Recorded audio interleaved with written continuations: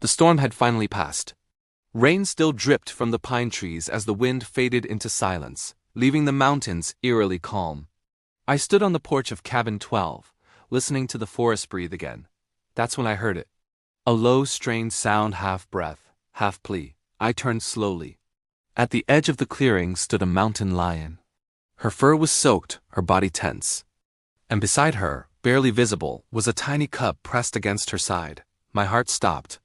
Every instinct told me to retreat, but something in her eyes held me there.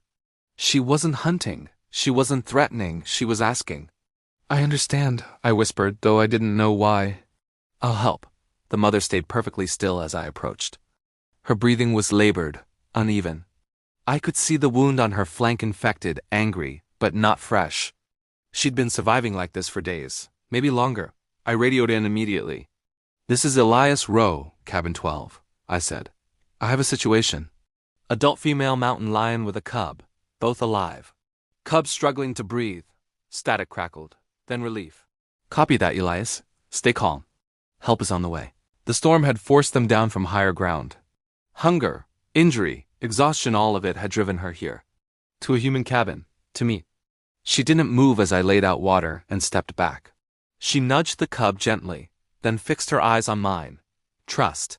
Hours later, the transport team arrived. Wildlife specialists moved slowly, respectfully. The mother never attacked. Never ran. She watched everything. "She's protecting him," one of them murmured. "But she's choosing to trust us." At the facility, Dr. Mei Lin, the lead veterinarian, examined them. "The cub's breathing is improving," she said quietly. "The infection is resolving on its own, but they both need treatment." The mother never stopped watching. Antibiotics were applied. Food placed gently nearby. The cub finally slept deep, peaceful rest. The mother curled around him like a living shield. "She's extraordinary," Dr. Lin said. "She kept him alive when everything was against them." Days passed. The wound healed. Strength returned. The cub grew playful again, stumbling over his own paws. "She's ready," Dr. Lin said one morning. Both of them are. The release site was chosen carefully, high ground, familiar terrain. As the transport doors opened, the mother stepped out first, alert but calm. Then she paused.